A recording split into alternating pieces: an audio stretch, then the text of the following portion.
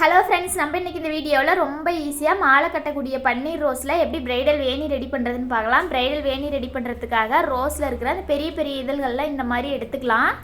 சின்ன சின்ன இதழ்கள்லாம் கோர்த்தோம்னா ஒரே ஈவனாக வராது, அதனால் பெரிய இதழ்களை மட்டும் எடுத்துக்கலாம். அடுத்து பூ கோர்க்கறதுக்காக நார்மல் சைஸ் ஊசி எடுத்துக்கோங்க. ஊசி சின்ன ஊசியாக இருந்தால் கூட பரவாயில்ல, அதில் ரெட்டையாக நூல் போட்டுக்கோங்க. நான் இன்றைக்கி உள்ளன் நூல் போட்டிருக்கிறேன். நூலோட கடைசி பக்கமாக கொண்டையை சுற்றி வைக்கிற மாதிரி இருந்ததுன்னா கொஞ்சம் நீளத்துக்கு நூல் விட்டுட்டு இந்த மாதிரி ரோஸோட காம்பியே வச்சு கீழ்ப்பக்கமாக ஒரு சுற்றி பூ கட்டுற மெத்தடில் ஒரு கண்ணி கட்டிக்கங்க.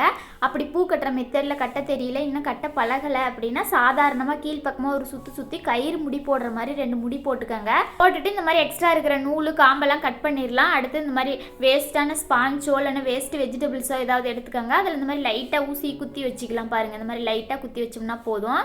குத்தி வச்சுட்டு நம்ம ஒவ்வொரு பெட்டல்ஸாக எடுத்து மடித்து கோர்த்துக்கலாம். பாருங்கள், இந்த பக்கம் ஒரு மடி, இந்த பக்கம் ஒரு மடி. நம்ம தட்டையாக மடிக்காமல் நம்ம சுருட்டுற மெத்தட்லேயே மடித்து நம்ம கோர்க்கும் போது அந்த ஹோல்ஸ் எல்லாம் பார்க்குறதுக்கு ரொம்ப அழகாக இருக்கும். பாருங்கள், அவ்வளோதான். இந்த மாதிரி வச்சு நம்ம கோர்த்துக்கலாம்.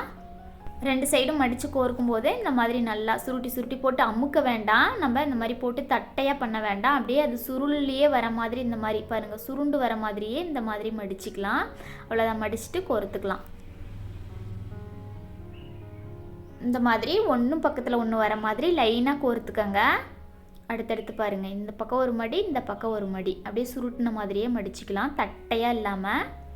இந்த மாதிரி மடிச்சுட்டு ஒன்றும் பக்கத்தில் ஒன்று வர மாதிரி லைனாக கோர்த்துக்கலாம். பாருங்கள், இந்த மாதிரி லைனாக இருக்கும்போது தான் லேயராக பார்க்குறதுக்கு ரொம்ப அழகாக இருக்கும். நம்ம ஒரே மாதிரி பெட்டல்ஸாக எடுத்துக்கிட்டோமா இன்னும் நல்லாயிருக்கும். நம்ம பன்னீர் ரோஸ்லேருந்து எடுத்ததுனால கொஞ்சம் சின்னது பெருசாக தான் கிடைக்கும். நம்ம பெரிய தாஜ்மஹால் ரோஸு இந்த மாதிரி ரோஸ்லலாம் எடுக்கும்போது அது வந்து ஒரே மாதிரி பார்க்குறதுக்கு ரொம்ப அழகாக இருக்கும். இது வந்து குட்டி ரோஸ் தானே, பன்னீர் ரோஸு, அதனால் இதில் வந்து சின்ன பெட்டல்ஸ் பெரிய பெட்டல்ஸ் எல்லாம் கலந்து தான் வரும். ரொம்ப சின்னதாக இருக்கிறதெல்லாம் எடுக்க வேண்டாம். அதோட ரோஸோட பின்னாடி பெரிய பெட்டல்ஸ் மட்டும் எடுத்துக்கோங்க. எடுத்து இந்த மாதிரி மடித்து கோர்த்துக்கலாம். பார்க்குறதுக்கு ரொம்ப அழகாக இருக்கும். இந்த மெத்தட்லேயும் கோர்த்துக்கலாம். அப்படி இல்லைனா லைட்டாக சுருட்டியும் கோர்த்துக்கலாம். ரொம்ப சின்ன பெட்டல்ஸாக இருக்கிறதுனால சுருட்டி கோர்த்தோம்னா வேணி வந்து அவ்வளோக்கு பெருசாக இருக்காது.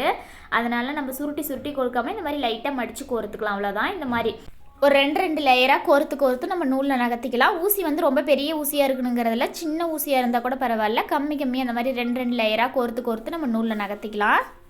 அவ்வளோதான். இதே மாதிரி நம்மளுக்கு எவ்வளோ நீளம் வேணுமோ அவ்வளோ நீளத்துக்கும் ஒன்றும் பக்கத்தில் ஒன்று வர மாதிரி ரவுண்டாகவே கோர்த்துக்கலாம்.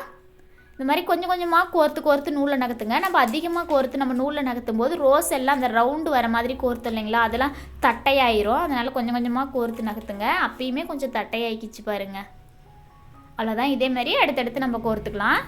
நம்ம ஃபுல்லாக இதே மாதிரி ரோஸ் பெட்டல்ஸ் மட்டும் வேணா கூட கோர்த்துக்கலாம். அப்படி இல்லைனா இடையில ஒரு 2 லேயர் ரோஸு 2 லேயர் மல்லிகைப்பூ இந்த மாதிரி கூட கோர்த்துக்கலாம். அதுவும் பார்க்குறதுக்கு ரொம்ப அழகாக இருக்கும். இதே மாதிரி நம்மளுக்கு எவ்வளோ நீளம் வேணுமோ அவ்வளோ நீளத்துக்கு கோர்த்துட்டு எக்ஸ்ட்ரா இருக்கிற நூலை கட் பண்ணிடுங்க.